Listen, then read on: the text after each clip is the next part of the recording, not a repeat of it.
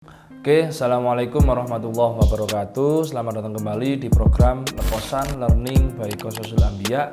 Pada kesempatan kali ini kita akan bahas tentang kisah Nabi Hud alaihissalam. Jadi sebelum kita membahas tentang kisah-kisah Nabi Hud, jangan lupa like, komen, dan subscribe di channel YouTube Ngala TV. Sekarang kita akan membahas tentang Nabi Hud. Jadi ada kisah apa saja, kemudian ada kejadian apa saja yang terjadi pada zaman yang pada saat itu adalah zaman Nabi Hud alaihissalam. Yang pertama kita akan bahas tentang latar belakang terlebih dahulu. Jadi latar belakang dari Nabi Hud, bahwasanya Al-Quran di sini tidak menjelaskan mengenai silsilah Nabi Hud. Jadi di Al-Quran ini tidak menjelaskan tentang silsilah Nabi Hud. Sedangkan silsilahnya menurut beberapa pendapat dari ulama antara lain, jadi ada berbagai macam pendapat tentang silsilah dari Nabi Nuh. Nah, jadi ada 3 pendapat yang kami rangkum. Yang pertama yaitu bahwasanya Hud ini adalah bin Shalih atau sering disebut Matu Shalih bin Arfakhshad bin Sem atau Sam bin Nuh. Nah, jadi keturunan dari Nabi Nuh. Kemudian pendapat yang kedua yaitu Hud bin Eber bin Selah atau Shalih bin Arfakhshad bin Sem atau Sam bin Nuh.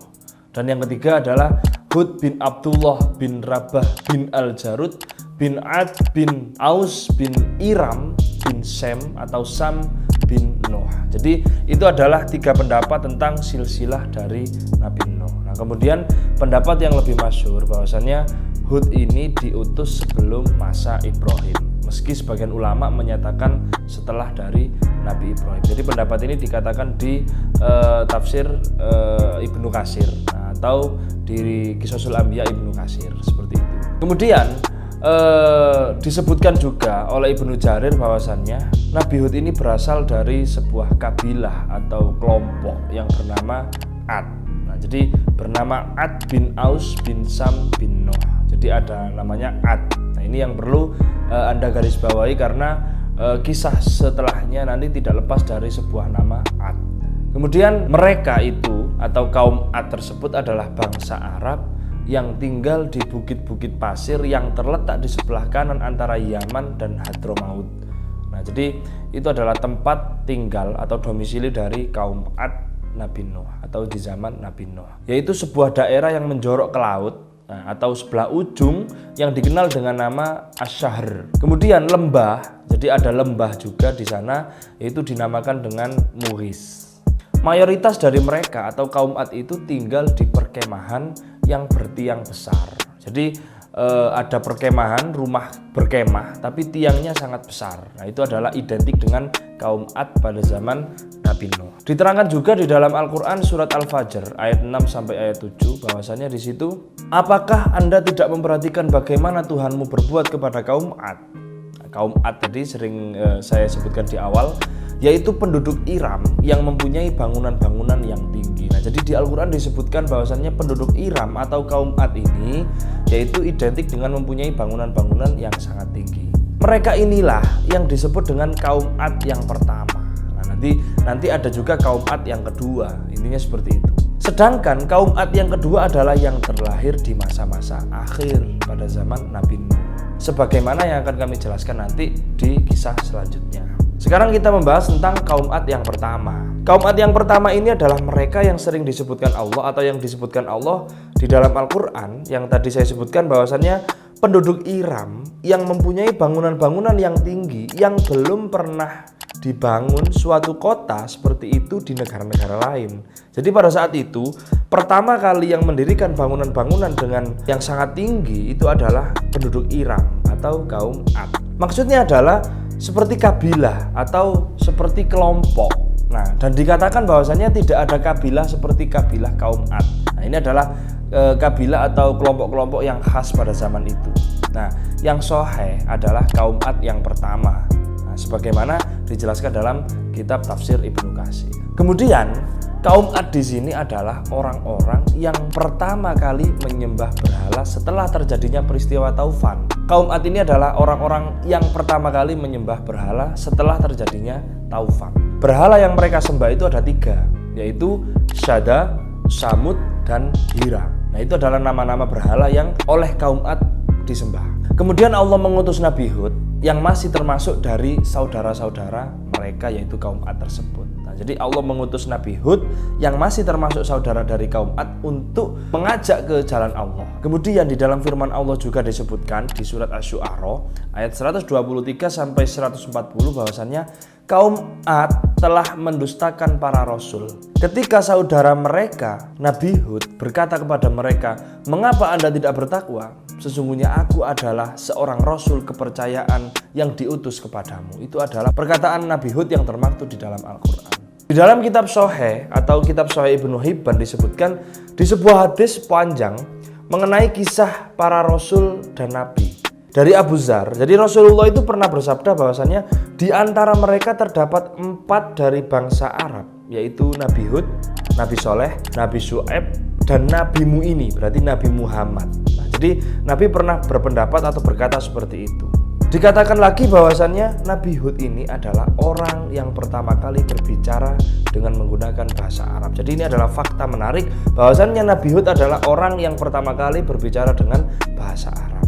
Akan tetapi Wahab bin Munabbih berpendapat bahwa ayah Nabi Hud adalah orang yang pertama kali berbicara dengan bahasa Arab. Nah, jadi ada pendapat lagi yang mengatakan bahwasannya orang yang pertama kali berbicara dengan bahasa Arab adalah Nabi Nuh alaihissalam. Jadi itu adalah fakta-fakta perbedaan siapa orang yang pertama kali berbicara dengan bahasa Arab. Ada yang mengatakan Nabi Hud, ada yang mengatakan ayah dari Nabi Hud, dan ada yang mengatakan juga Nabi Nuh. Yang lain menyatakan bahwasannya Adamlah orang yang pertama kali berbicara dengan bahasa Arab. Siapakah yang lebih benar? Wallahu a'lam. Sekarang kita kembali ke kaum Ad. Nah, jadi pada saat itu Nabi Hud mengatakan kepada para kaum Ad tersebut bahwasannya apa alasan mereka mendirikan bangunan-bangunan yang sangat tinggi. Jadi perkataan dari Nabi Hud, apakah Anda mendirikan setiap bangunan-bangunan tinggi untuk bermain-main? Dan bertakwalah kepada Allah. Nah, jadi bertakwalah kepada Allah yang telah menganugerahkan kepadamu apa yang Anda ketahui. Dia telah menganugerahkan kepadamu binatang-binatang ternak dan anak-anak dan kebun-kebun dan mata air. Sesungguhnya aku ini takut akan ditimpa azab yang besar.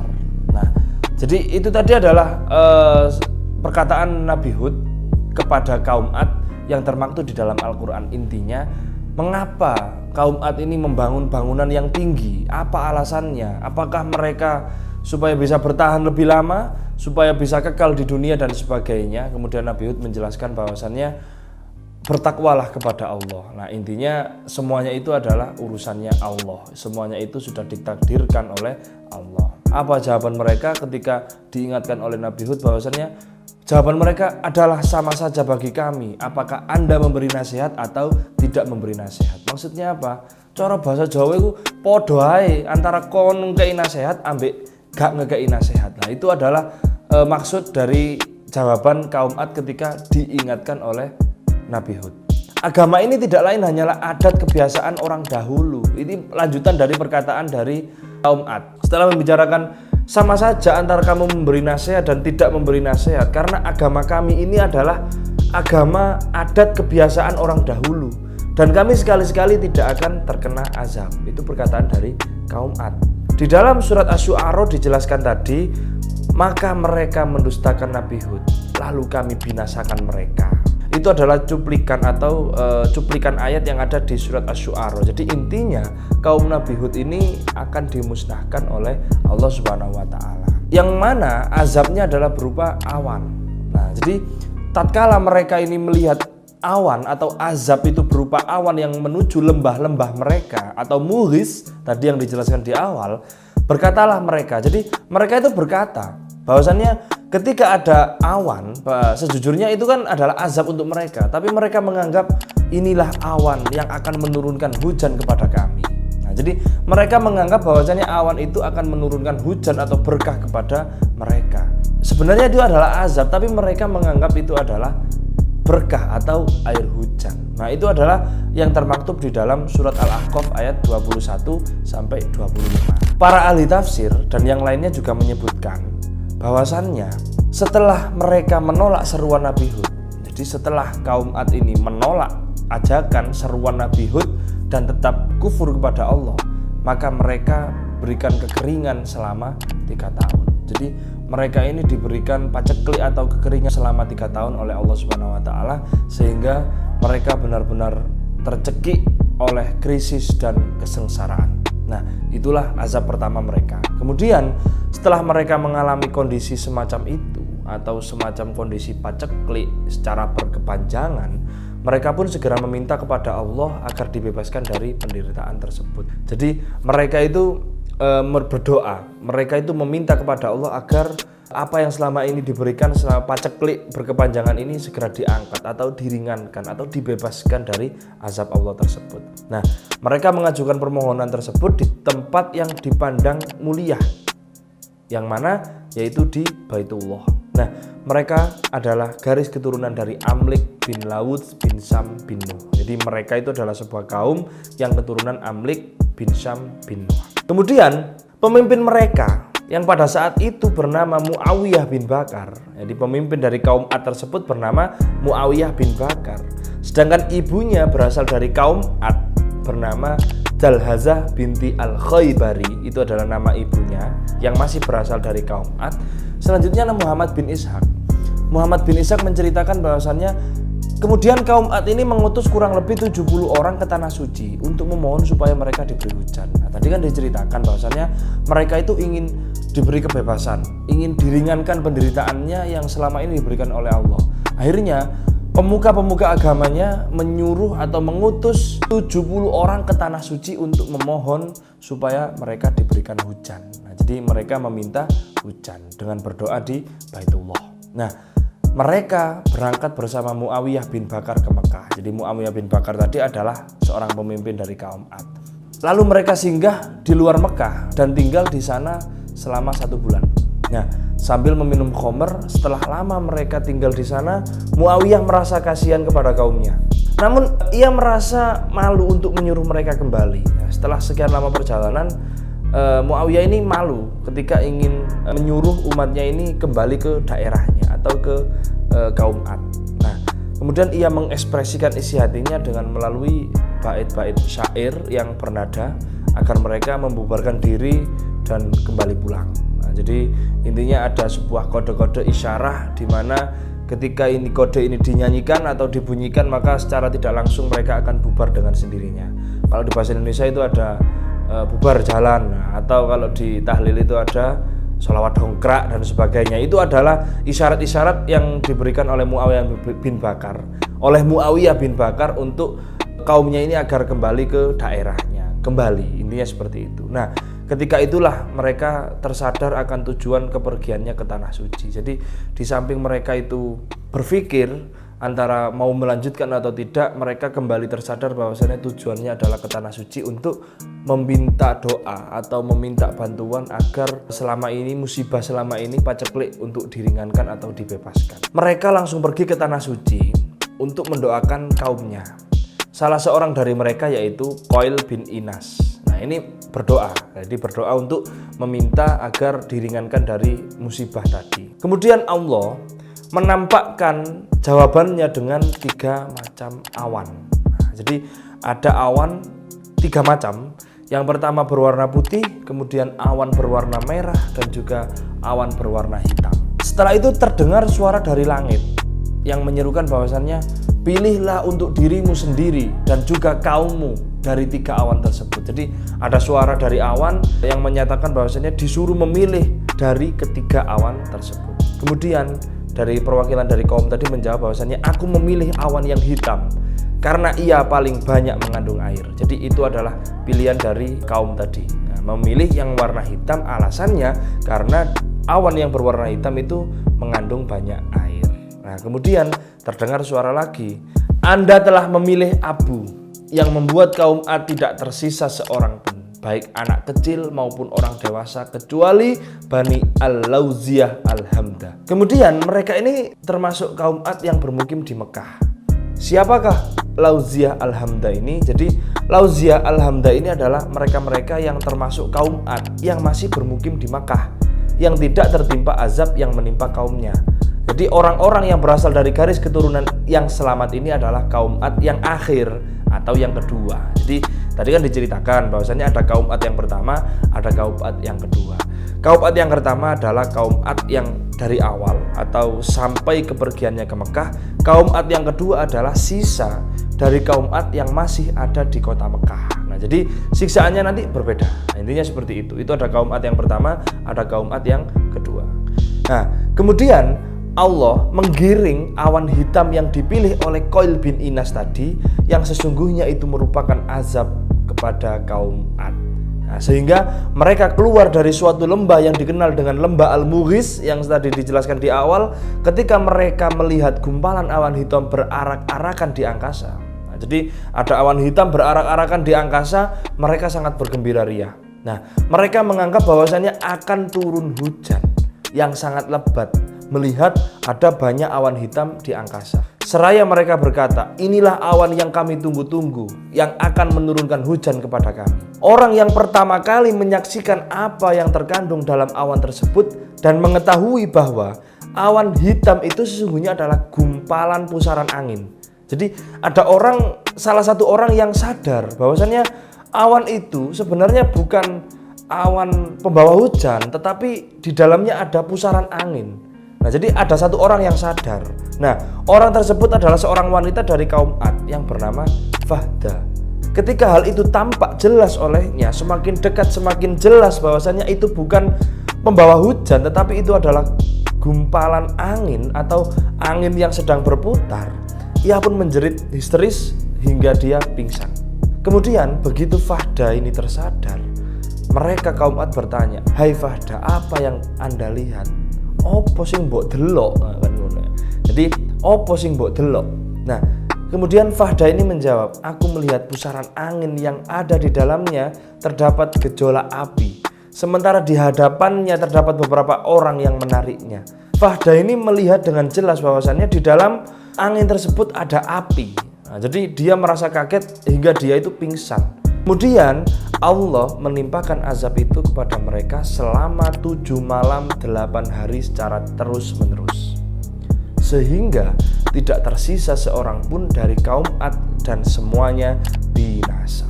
Nah, jadi dengan azab angin tersebut semua dari kaum Ad binasa.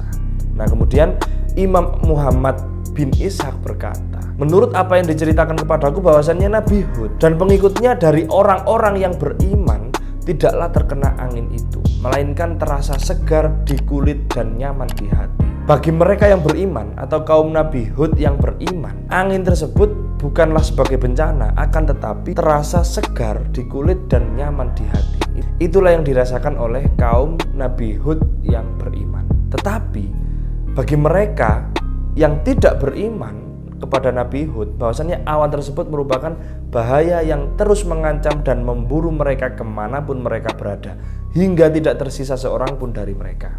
Di dalam surat Al-Haqqah ayat 7 dijelaskan bahwasannya, maka Anda lihat kaum Ad pada waktu itu mati bergelimpangan seakan-akan mereka tunggal-tunggal pohon kurma yang telah kosong atau lapuk. Nah, jadi apa maksud dari ayat ini? Maksudnya adalah mereka diserupakan seperti batang-batang pohon kurma yang tidak berkepala. Nah, jadi batang pohon kurma tapi yang tidak ada kepalanya. Itu diserupakan dengan itu. Yang demikian itu disebabkan karena angin tersebut datang menyambar setiap orang. Jadi angin itu datangnya menyambar setiap orang atau kaum Ad yang berada, lalu membawanya terbang ke udara, kemudian dihempaskannya dengan posisi terjungkir. Kepalanya mengenai tanah terlebih dahulu hingga terpisah dari tubuhnya. Jadi kronologinya adalah awan tadi atau angin tersebut menghampiri kaum Ad, kemudian diangkat ke langit, diposisikan terjungkir, kemudian dihantamkan ke bumi hingga kepala lepas dari tubuhnya. Nah, itulah disamakan dengan pohon kurma yang tidak berkepala. Maka yang tersisa hanyalah badan tanpa kepala.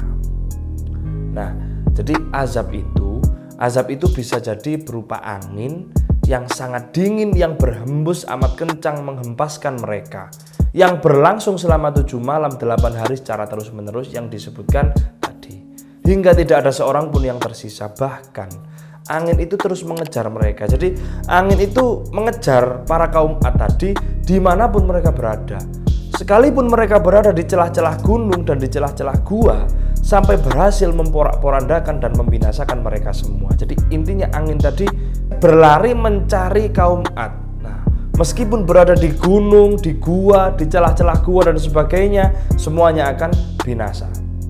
Nah, tidak hanya itu, rumah-rumah tempat tinggal mereka dan benteng-benteng yang mereka bangun dengan kokoh dan megah pun hancur berkeping-keping. Nah, jadi itulah siksaan atau azab yang diterima oleh kaum Ad dari Nabi Hud alaihissalam. Nah, kemudian sebelum azab itu diturunkan dengan kekuatan dan keperkasaannya, mereka bisa berkata, siapa yang lebih kuat dari kami?